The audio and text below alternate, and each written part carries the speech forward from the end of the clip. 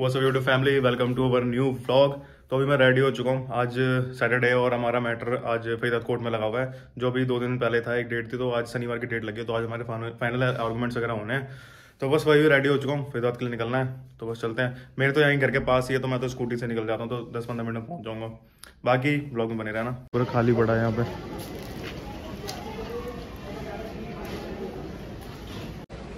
Court पहुँच गया मैं यार। बाल खराब हो गए सारे हेलमेट से, ऐसी तैसी हो जाती है हेलमेट पे। कैसे ठीक होंगे ये, अजीब ही हो गए यार। कोर्ट जो होते हैं भाई, वो न्याय के मंदिर होते हैं, तो इन्हें साफ़ सुथरा रखें। अभी भाई हम सर्टिफाइड के लिए अप्लाई कर रहे थे फरीदाबाद में। पहली बार हम सर्टिफाइड अप्लाई कर रहे हैं फरीदाबाद में। तो सिस्टम नहीं समझ आता कैसे करनी कैसे नहीं करनी।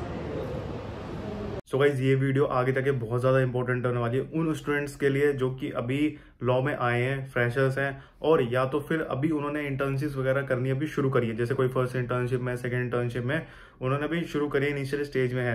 तो ये वीडियो बहुत ज़्यादा इंपॉर्टेंट होने वाली है, क्योंकि इस वीडियो में मैं ये बताने वाला हूँ कि वकालतनामा क्या होता है, उसे कैसे फिल करते हैं, और एक मेमो ऑफ अपीयरेंस क्या होता है। तो वो टोटली मैं पूरे इस वीडियो में बताने वाला हूँ, और आपको बताऊंगा कहाँ पे क्या क्या फिल करना होता है, कैसे कैसे क्या फिल करना होता है, कितने रुपए की कोर्ट फी वगैरह लगती है, कहाँ पे किसके साइन होते हैं, क्या कराना होता है, पूरा इस वीडियो में डिटेल में बताऊंगा। अब फर्स्ट ऑफ ऑल पहली बात ये आती है कि वकालतनामा होता क्या है। ठीक है, तो वकालतनामा ये होता है कि मान लो आपका एक क्लाइंट है, ठीक है, उसका केस जो है वो आप कोर्ट में देख रहे हो, तो वही है कि you are representing your client in a court. तो वकालतनामा इसलिए होता है कि भाई आप अपने क्लाइंट को रिप्रेजेंट कर रहे हो कोर्ट के अंदर, और उसी का छोटा भाई होता है हमारा मेमो ऑफ अपीयरेंस। मान लो आप वकालतनामा नहीं ले पाए, अवेलेबल नहीं हो पाए कैसे भी करके, तो आप मेमो ऑफ अपीयरेंस उस दिन दे सकते हो वकालतनामा की जगह पे।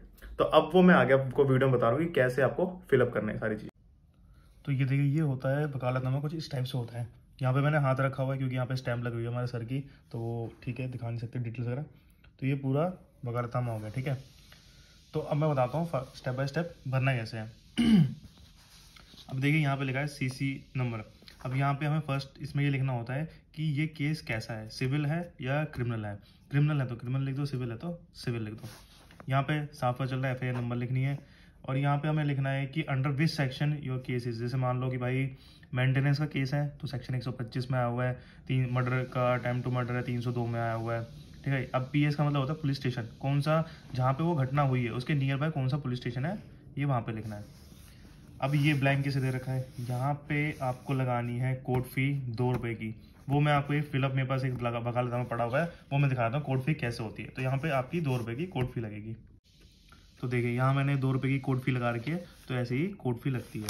और देखिए, जैसे मैंने यहाँ पे क्रिमिनल लिखा हुआ है, ठीक है, अंडर सेक्शन 125 ऐसे लिखा हुआ है, तो ये ऐसे कोर्ट फी यहाँ पे लगेगी। चलिए आगे बढ़ते हैं। अब यहाँ पे बात करते हैं in the court of. In the court of में क्या आएगा, यहाँ पे आएगा जज का नाम। जैसे मान लो श्री कुलदीप शर्मा, ठीक है, तो जज का नाम लिख देंगे। नीचे चलते हैं, इसमें आएगा इन रे में आएगा यहाँ पे पार्टीज का नाम। जैसे मान लो रमेश है, रमेश वर्सेस सुरेश। आगे आप टिक कर देंगे पिटिशनर कंप्लेनेंट, ठीक है, डिफेंडेंट है रिस्पोंडेंट, वो कंप्लीट कर देंगे। अब उसके बाद नीचे यहाँ पे आप भरेंगे, जैसे ये वाला ब्लैंक आगे जा रहा है, now all to home this present shall came that I we. यहाँ पे आ जाएगा आपके रिस्पोंडेंट का नाम, ठीक है। और यहाँ पे नीचे जो ये वाला ब्लैंक था अबव नेम्ड, यहाँ पे आप लिख देंगे रिस्पोंडेंट, ठीक है। तो चलिए अब आगे बढ़ते हैं। ये मैंने इसलिए पेपर रख दिया क्योंकि यहाँ पे स्टैंप लगी हुई है, इसलिए मैं वो दिखा नहीं सकता। अब यहाँ पे एक ब्लॉक और हमारे पास आ गया, ये भी खाली है। अब यहाँ पे करना है, यहाँ पे हमारे लगानी होती है एक वेलफेयर टिकट आती है, उसे हम बोलते हैं वेलफेयर टिकट, जो कि 25 रुपये की एक टिकट होती है। तो हमें वहाँ पे यहाँ पे ये लगानी होती है। मैं आपको दिखाता हूँ टिकट होती कैसे है। तो ये देखिए, ये है वो वेलफेयर फंड, स्टैम्प लिखा हुआ है, ये लिखा है 25 रुपये की। तो ये हमें यहाँ पे लगानी होती है। ये अलग अलग कोर्ट, वहाँ पे बार जो रूम बने होते, मतलब बार एसोसिएशन का जो बना होता है वहाँ काउंटर वगैरह वहाँ पे आपको मिल जाती है, कहीं कहीं पे काउंटर के पास भी मिल जाती है। तो सबकी अलग अलग जगह, हर कोर्ट्स में अलग अलग जगह पे मिलती है।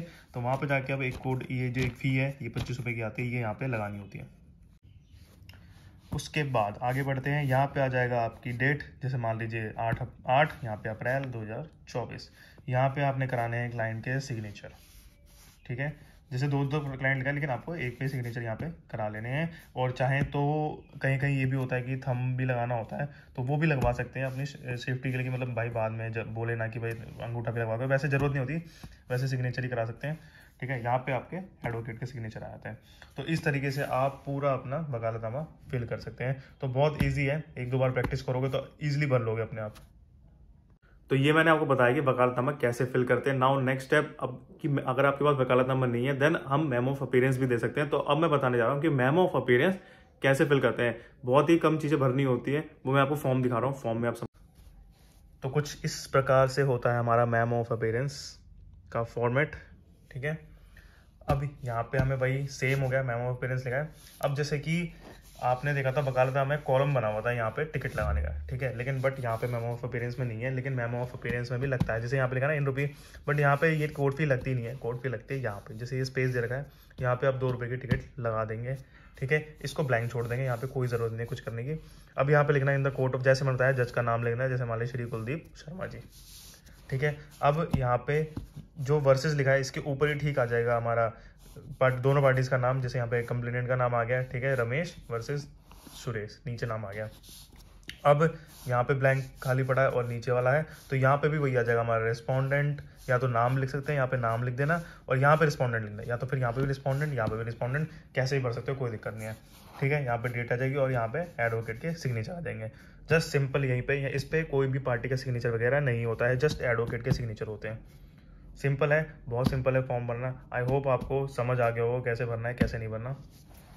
तो आई होप गाइज आपको सारी चीज़ें क्लियर हो गई होंगी, कैसे फिल करना है वकालतनामा और मेमो ऑफ अपीयरेंस।